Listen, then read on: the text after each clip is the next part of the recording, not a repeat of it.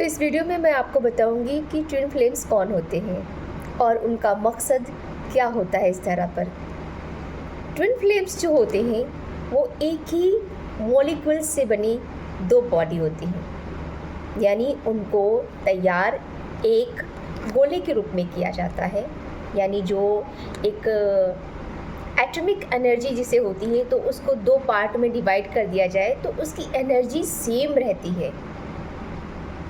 But अगर एक आधे हिस्से को किसी और जगह रख दिया जाए और आधे हिस्से को किसी और जगह रख दिया जाए तो उसमें जो अंदरूनी तौर पे जो उसका जो एसेंस है वो सेम रहेगा, बट आउटर लेयर जो होगी वो चेंज हो सकती है। उस पर आउटर एटमॉस्फेयर का जो इम्पैक्ट है वो पड़ सकता है।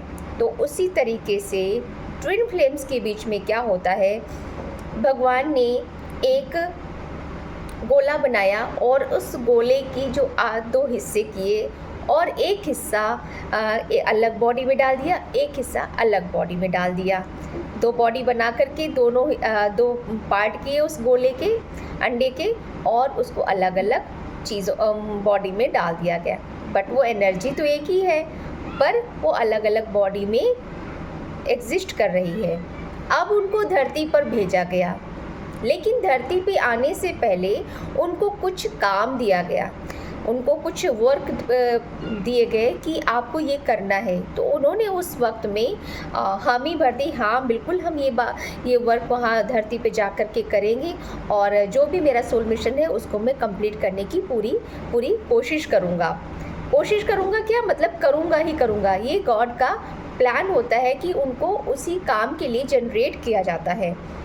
लेकिन होता क्या है, जब धरती पर हम लोग आते हैं तो धरती पर आने के टाइम पर जब बच्चा 9 महीने माँ के गर्भ में रहता है तो उसकी एक डिवाइन जर्नी चल रही होती है अंदर है।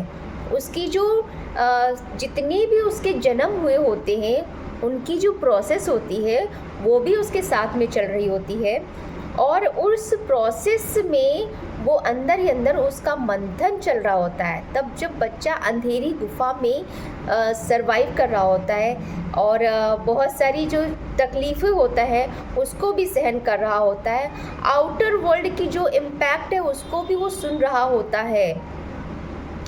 तो ये सारी चीज़ों को वो सहन करते हुए बाहर निकलता है। तभी जब बच्चा जन्म लेता है तो रोता है। क्यों? क्योंकि उसने असहनीय पीड़ा जो ना उसको वो एक्सप्रेस नहीं कर पाया, और जो वो असहनीय पीड़ा है उसमें वो बहुत सारी चीज़ों को भूल जाता है।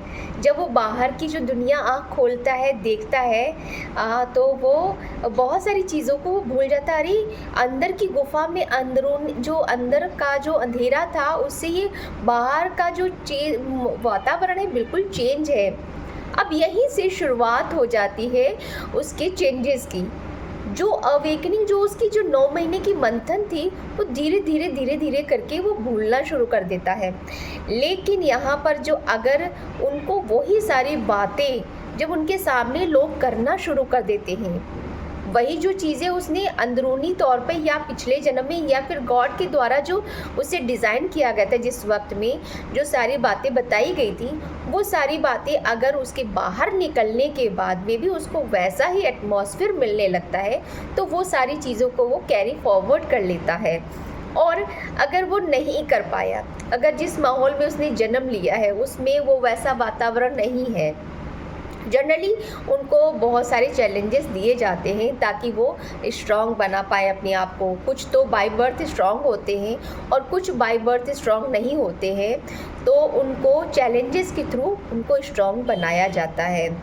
तो जब वो बाहर निकलते हैं तो वो उनके ऊपर सोसाइटल लेयर्स जो है, नॉर्म्स के लेयर और कुछ सोसाइटल प्रेशर के लेयर्स जो होती है ना, वो धीरे धीरे करके और उनके जो पालन पोषण की जो विधियाँ होती हैं उनकी लेयर जो है ना उन पर चढ़ने लगती है, और धीरे धीरे वो जो उन्होंने 9 महीने जो सीखा अपने अंदरूनी क्या कहते ज़िंदगी में, माँ के गर्भ में जो सीखा उन्होंने, वो धीरे धीरे वो बैनिश होने लगता है, धीरे धीरे वो ख़त्म होने लगता है और सोसाइटी से वो कनेक्ट होने लगते हैं।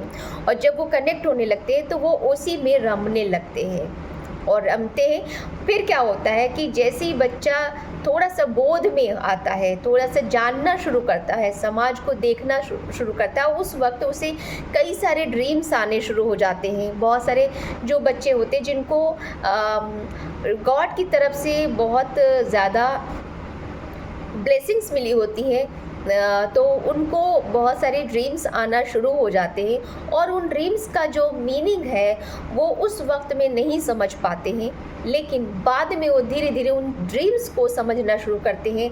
उनके सामने जो सराउंडिंग्स में जो सिचुएशंस क्रिएट की जाती हैं उनको समझना शुरू करते हैं, तब से उनकी अवेकनिंग स्टार्ट हो जाती है। और ऐसे में वो टाइम बहुत ज़्यादा लग जाता है। कभी कभी किसी किसी की अवेकनिंग छोटी उम्र में भी हो जाती है, कभी कभी किसी की अवेकनिंग जो है ना बहुत दिनों के बाद में होती है। तो जैसे कि मेरे अगर केस में देखा जाए तो मेरी अवेकनिंग जो मैं 7 इयर्स की थी, तो मुझे बहुत सारे ऐसे ड्रीम्स आए जो कि बहुत ही अनयूजुअल टाइप के थे, जिनको अभी अगर मैं यहाँ पर डिस्क्राइब करूँ अगर, तो शायद बहुत लोग जो है होंगे ना यहाँ पर, वो इस चीज़ को मानने को तैयार ही नहीं होंगे, क्योंकि वो बहुत ही ज़्यादा डिवाइनली जो प्लेस्ड जो ड्रीम्स होते हैं वो ड्रीम्स मुझे आए। और उन ड्रीम्स को देखने के बाद में उस वक्त में तो ऐसा लगा था कि जैसे कि ये ड्रीम्स मुझे क्यों आ रहे हैं मुझे पता नहीं।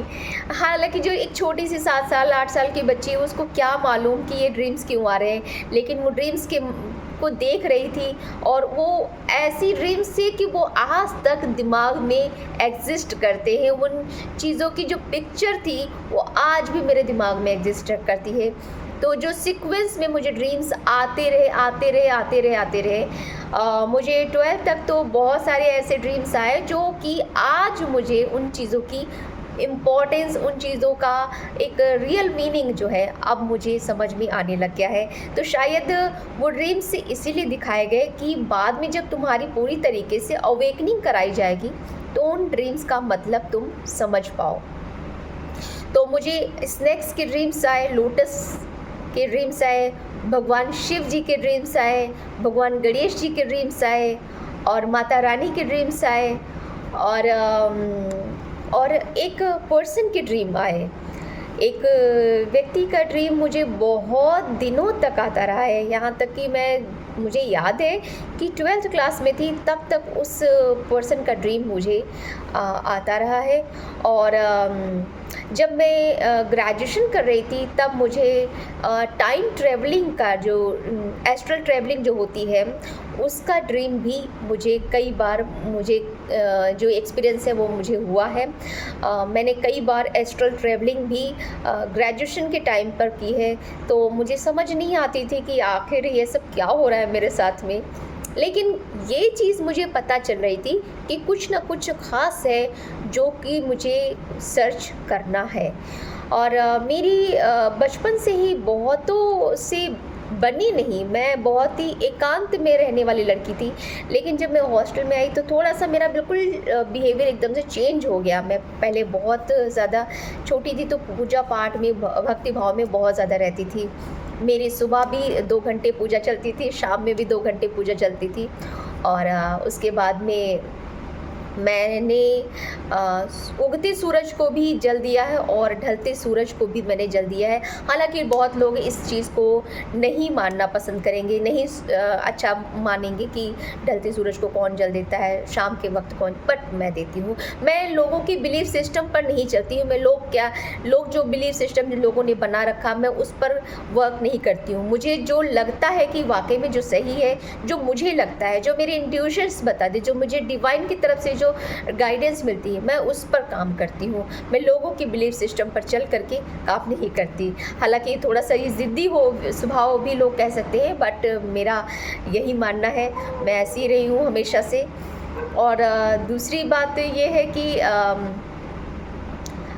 मैंने जो भी ड्रीम्स देखे उनको जब मैंने कंपाइल करना शुरू किया तो मुझे पता चला कि उनका एक रियल ऑथेंटिक मीनिंग है जो मेरी आगे की जर्नी में हेल्पफुल होने वाले हैं। तो अब तो बहुत सारी चीज़ों की मुझे क्लैरिटी मिल चुकी है, बहुत सारी चीज़ों की जानकारी मुझे मिली है कि वो ड्रीम्स मुझे उस वक्त में क्यों आए थे। तो ये तो मेरे जर्नी से कुछ रिलेटेड कुछ पहलू थे जो कि मैंने इस वीडियो के माध्यम से बताने की कोशिश की है। हालांकि और भी बहुत सारी चीज़ें हैं जो मैं अपनी वीडियो में बताऊंगी और इस चैनल पे भी बताऊंगी, क्योंकि मैंने उस चैनल पे भी ये सारी बातें बता रखी हैं। अगर आप आगे की मेरी चीज़ों को जानना चाहते हैं, जल्दी से जल्दी जानना चाहते हैं, तो आप मेरे उस चैनल को भी विज़िट कर सकते हैं। वहाँ पे बहुत सारी जो बातें हैं वो मैंने बता रखी हैं। मेरे चैनल का नाम है माई सोल जर्नी 1111। तो आप वहाँ जाइए और विज़िट कीजिए और देखिए, समझने की कोशिश कीजिए। आपको जब आप उस चीज़ की डेप्थ को समझेंगे तभी आप जान पाएंगे कि मैं क्या कहना चाह रही हूँ। बहुत सारे लोगों ने मुझे गलत बताया होगा, मुझे बताया होगा कि मैं फेक स्पिरिचुअलिटी को शो करती हूँ, बट उनको नहीं पता कि क्या फेक है क्या रियल है। ये तो वक्त आने पर पता चलता है कि रियल क्या है और क्या फेक स्पिरिचुअलिटी है। बहुत सारे लोगों ने सही नॉलेज को भी गलत बताने की कोशिश की। क्यों 1111? बिल्कुल इसलिए ताकि वो सही सिद्ध हो जाए और आप गलत हो जाओ। तो आई डोंट थिंक सो कि कहते मुझे इन चीज़ों में पढ़ने की ज़रूरत है, और मैं पढ़ना भी नहीं चाहती। जो जैसा सोचता है सोचने दो, मुझे इससे कोई फ़र्क नहीं पड़ता कि कोई मुझे क्या समझ रहा है क्या नहीं समझ रहा है, इससे मुझे कोई फ़र्क नहीं पड़ेगा। लेकिन हाँ, जो मुझे देना है, जो मुझे बताना है लोगों को, वो मैं बताऊँगी ज़रूर। और ये डिवाइन की तरफ से एक मैसेज था मेरे लिए कि मुझे ये मैसेज देना अब शुरू कर देना चाहिए। तो मैंने उस चैनल को बनाया था और मैंने देना शुरू किया था। लेकिन अफ़सोस की बात यह है कि उस चैनल को पता नहीं क्या हुआ, मुझे खुद भी नहीं पता है कि क्यों इस तरीके से चीज़ें हुई। हालांकि मेरा अकाउंट भी हैक किया गया, मेरे उस अकाउंट को हैक किया गया है और उस अकाउंट पे कुछ छेड़छाड़ की गई है, जिसके थ्रू मेरी वो जो वीडियोस हैं वो स्प्रेड ना हो सके, और हो सकता है कि ये अकाउंट भी हैक हो जाए। तो जब तक ये चीज़ें होती रहेंगी तब तक शायद जो सच्चाई की ज़ुबान जो है ना उसको दबाया जाता रहेगा। बट आई डोंट केयर, जो भी होगा अच्छे के लिए होगा। अगर आप किसी के चीज़ों को अगर आप दबाने की कोशिश करते हो, अगर आप उसे रोकने की कोशिश करते हो, तो मेरे ख्याल से अगर आप ये करके सोचते हो अच्छा आप कर रहे हो, नथिंग। ये चीज़ें कभी भी अच्छी नहीं होती हैं। ये हमेशा आपके लिए एक नया कर्मा क्रिएट करती हैं। और अगर आप अपना कर्मा क्रिएट करना चाहते हो, that's okay, I don't care. मुझे कोई फ़र्क नहीं पड़ता कि आप मेरे किस चैनल को कब ब्लॉक करोगे, कब क्या करोगे, मुझे नहीं फ़र्क पड़ता है। मुझे जो देना है, मुझे जो बताना है, मैं वो बताने की पूरी कोशिश करती रहूँगी, और रोकने वाले रोकते रहेंगे। ये उनकी अपनी स्वेच्छा है। फ़िलहाल मैं आपको एक बात और भी बता दूँ कि मेरे थर्ड आई पर भी बहुत सारा अटैक, जब से मैंने स्पिरिचुअलिटी से रिलेटेड वीडियोस बनाना शुरू किए तब से बहुत सारा अटैक हो चुका है मेरे ऊपर, ताकि मैं कोई भी नॉलेज आप लोगों तक ना पहुंचा सकूं। जो मेरी इमेज लोगों ने बनाई हुई है, उस इमेज को ही वो एज इट इज़ देखना चाहते हैं और वो स्प्रेड करना चाहते हैं। बट कहते ना कि ईश्वर जो है ना, अगर आपके साथ में है तो आप ज़्यादा दिन तक उस चीज़ को रोक कर नहीं रख सकते। कहते ना पूत के जो पैर है ना, पालने में जो एक कुशल पूत होता है ना, उसके जो पैर होते हैं ना, वो पालने में ज़्यादा दिन तक नहीं रहते, वो निकल ही जाते बाहर है। तो आप लोग चाहे कितना भी हिंड्रेंस क्रिएट करो, चाहे कितनी भी ऑब्स्टिकल्स लेकर आओ, आई डोंट केयर। किसी ना किसी दिन, किसी ना किसी तरीके से ईश्वर उन बातों को लोगों के सामने लाएंगे जो मैंने कही है। फ़िलहाल के लिए इतना ही। आगे मैं वीडियो इस चैनल पे बनाती रहूँगी, देखती हूँ क्या होता है आगे, सक्सेस करता है या फिर बीच में बाधाओं का जो समंदर है वो उमड़ेगा। कोई नहीं। जय श्री कृष्ण।